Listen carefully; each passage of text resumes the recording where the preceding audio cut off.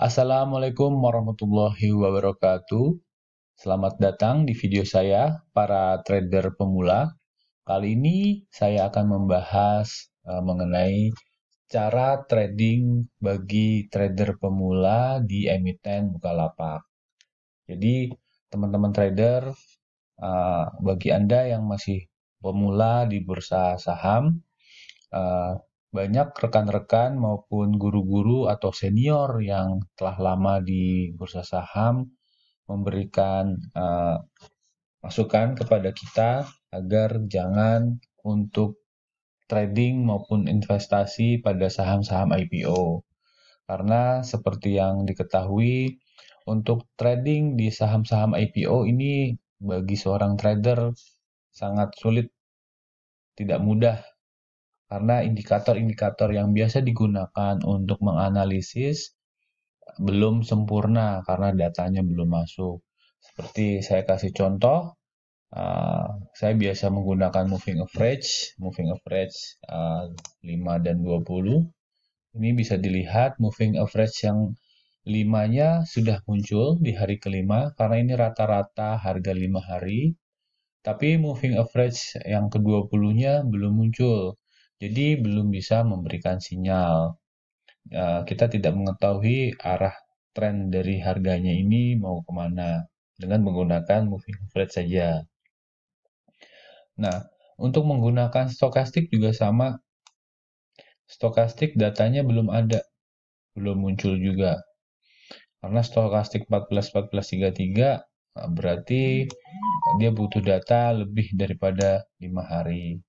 Nah, sementara di sini kita hanya disajikan yang mungkin bisa digunakan adalah foreign flow dan bandar movement dan volume ya. Ini bisa kita gunakan, tapi juga informasinya juga kurang lengkap. Artinya, misalkan volume 50, rata-rata 50. Volumenya kelihatan, tapi rata-ratanya nggak kelihatan. Jadi, kita tidak bisa memiliki patokan apakah volume pada hari itu tinggi dibandingkan volume rata-rata, atau sebenarnya dia masih di bawah. Cuman kalau bisa kita lihat sepintas, di sini volume yang tingginya kelihatan ya, mana volume yang tinggi, mana volume yang rendah.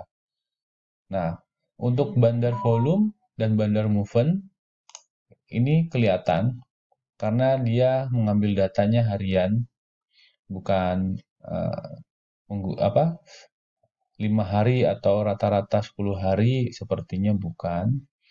Nah, ini bisa dilihat, inilah mungkin indikator yang bisa kita gunakan untuk trading.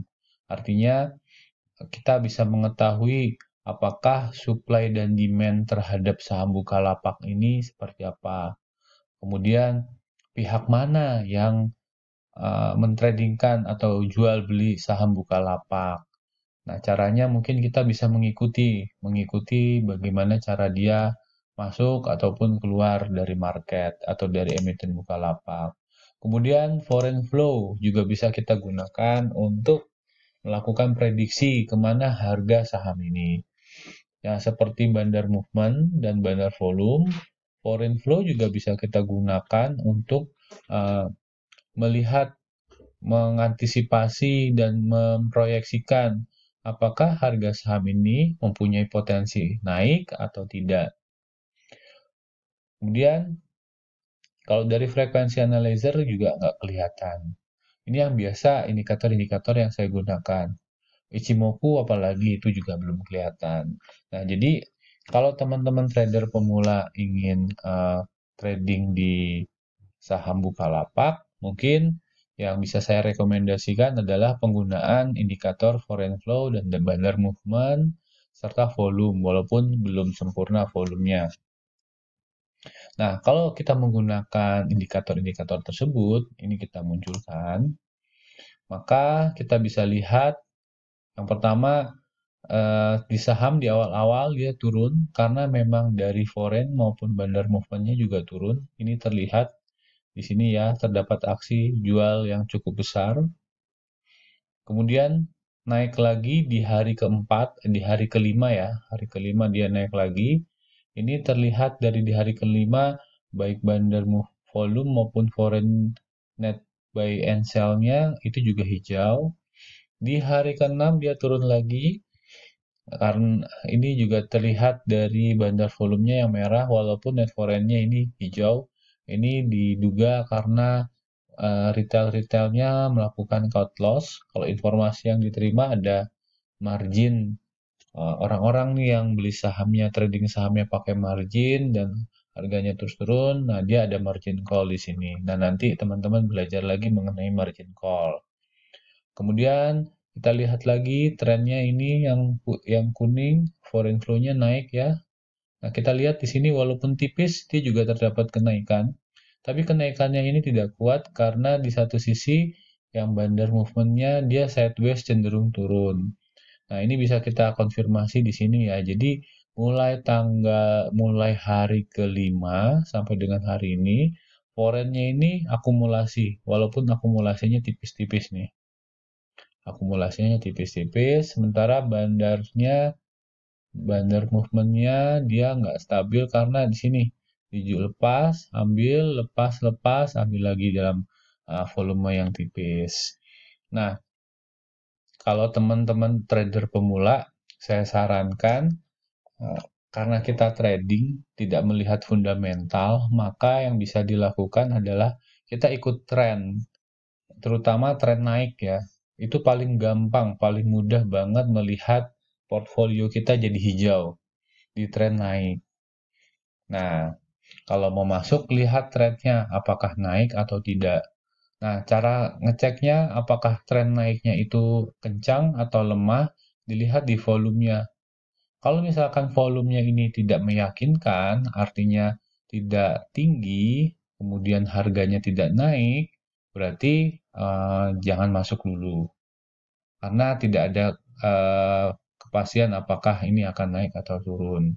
Nah, cuman kalau kita lihat lagi dari akumulasi yang dilakukan oleh foreign buy, memang di sini ada potensi untuk saham bukanya ini bisa naik, ada potensi. Tapi juga ada resikonya karena dasarnya ini nggak kelihatan dan kalau kita lihat di book value-nya, memang harganya kalau harga IPO cenderung premium ya.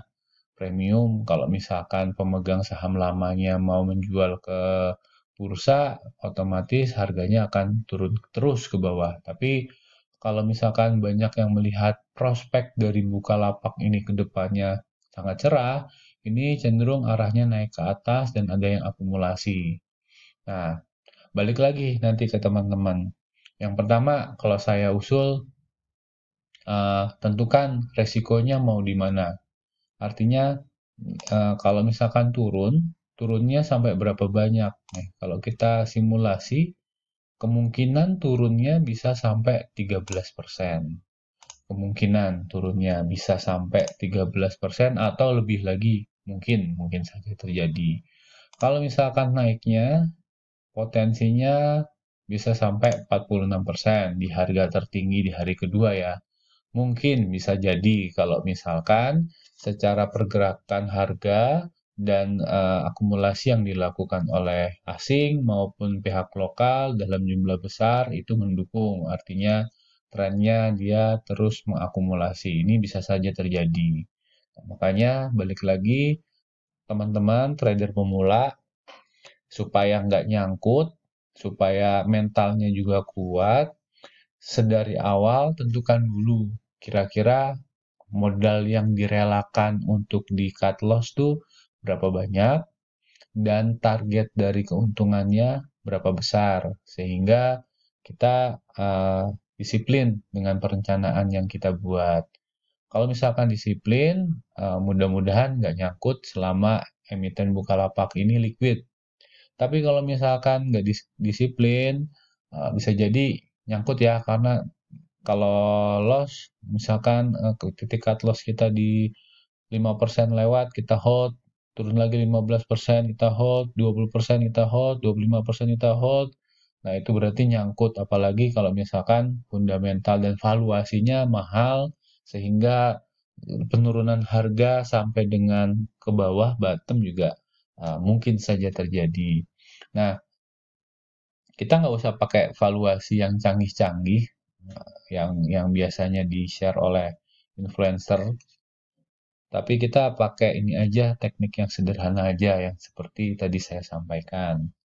Oke, demikian penjelasan dari saya. Saksikan video saya selanjutnya, dan jangan lupa saksikan sampai akhir videonya. Terima kasih banyak. Sampai ketemu lagi.